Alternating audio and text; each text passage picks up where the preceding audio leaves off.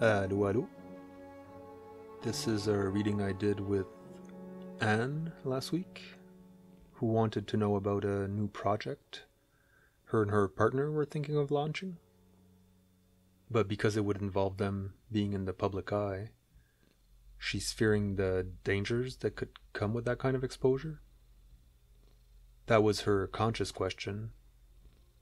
Her subconscious question, or the question at the center of the reading, speaks of a new action coming up. One that demands that she be receptive, and also demands that she learn to recognize the bigger picture and learn to follow its flow. So far, she hasn't very much invested into this kind of work. For the moment, the work seems to involve more inspiration than actual work. It has more to do with letting spirit act through her, even though she might be finding that difficult to do right now. The Nine of Wands, because it's the number 9, is a spiritual card. And because it's in the suit of wands, which is governed by the fire element, this also makes it an action-oriented card. So we have a card of spiritual action, of letting our actions be governed by spirit. But here the Nine of Wands is reversed, meaning that there's a blockage in the realm of spiritual action, which is probably caused by some negative past experiences that have caused her not to trust in the more spontaneously inspired spiritual guidance. At the root of the reading, it's speaking about both of them, at least in regards to this project, being a very good match for each other. There's also a certain playfulness, a kind of high-minded creativity that, if tempered with right action, could help the project take off.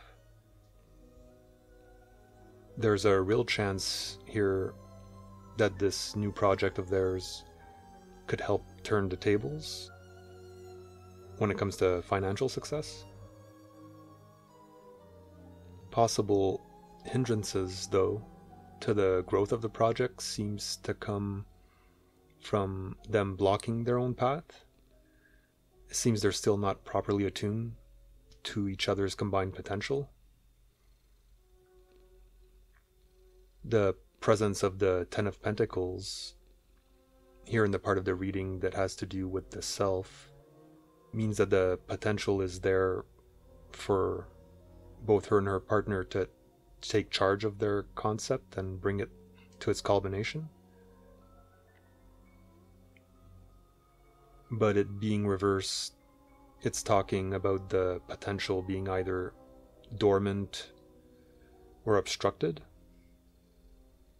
They still haven't woken up to the potential of their true selves in regards to their present ambition.